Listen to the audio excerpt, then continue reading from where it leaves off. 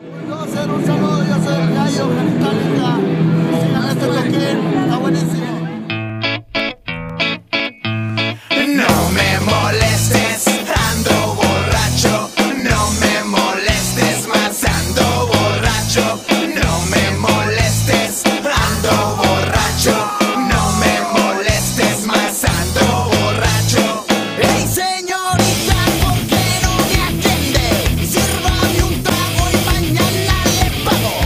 Oiga, compadre, no se me raje.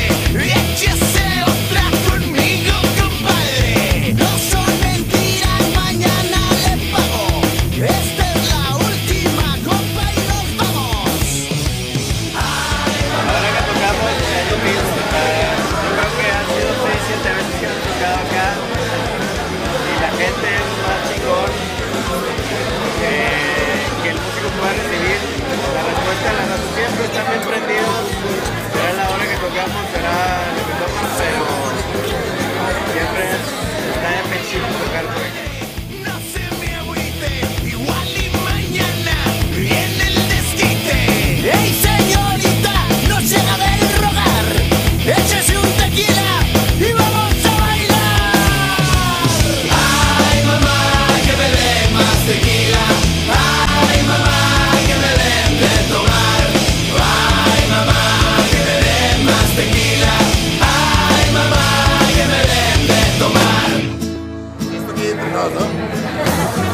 Tocamos Genitalica en el 2005, 2004 creo.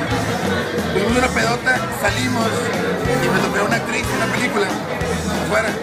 También estaba bien peda, no sé su nombre, no para no quemar. Pero salió de como que, te quiero mucho, verga, te quiero mucho. Y yo de que, what the fuck, ¿quién eres, güey? Pero yo también te quiero mucho. Ese momento fue magistral porque me di cuenta de que la gente reconocía Genitalica, reconocía las canciones y venía a vernos.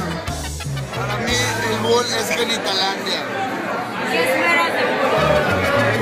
Pero mucho, mucho más y al Bull le cuelga mucho por delante como Genitalica.